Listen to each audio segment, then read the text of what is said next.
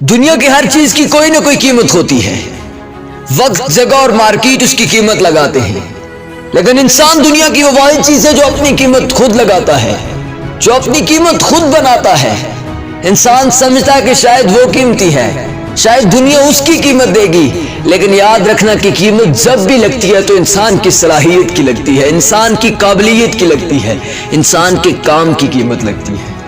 اگر آپ خود کو قابل بنا کر مارکیٹ میں نہیں لائیں گے تو آپ کی کوئی ویلیو نہیں ہے. قیمت جب بھی لگے گی آپ کے ایکسپیرینسز کی لگے گی، قیمت جب بھی لگے گی آپ کی سکلز کی لگے گی، آپ کے اندر موجود اس قابلیت کی قیمت دنیا دے گی. اگر آپ کے پاس کی چیزیں نہیں ہیں تو آپ کبھی بھی اس میدان میں مقابلہ نہیں کر سکتے. انسان سمجھتا ہے کہ شاید وہ قیمتی ہے، لیکن قیمتی انسان کا کردار ہوتا ہے، اس کا معیار ہوتا ہے، اس کی قابلیت ہوتی ہے.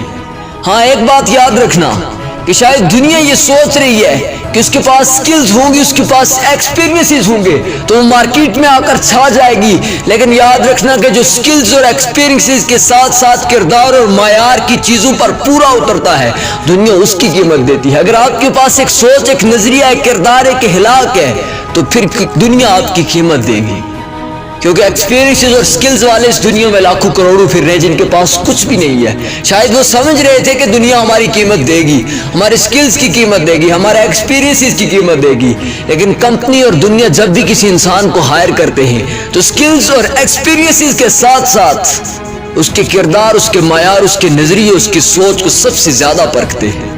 میں پچھلے دنوں ایک ویڈیو دیکھ رہا تھا، ایک ویڈیو کے اندر کچھ لڑکے کمپنی میں انٹرویو دینے جاتے ہیں.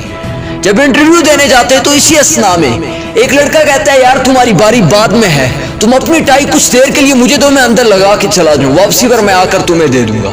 لیکن کچھ لڑکے اسے نہ کر دیتے ہیں، انکار کر دیتے ہیں ٹائی دینے سے، لیکن ایک لڑکا اٹھتا ہے اسے ٹائی دے دیتا ہے.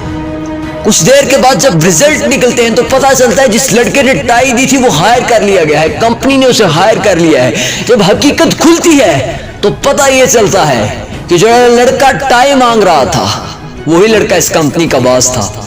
وہ بیہیویئرل ٹیسٹ کرنے کے لیے باہر آیا تھا لڑکوں کا، اور جس لڑکے نے ٹائی دی تھی اس کے پاس سکلز بھی تھی، ایکسپیرینس بھی تھا، لیکن اس کا کردار اسے جتوا گیا تھا.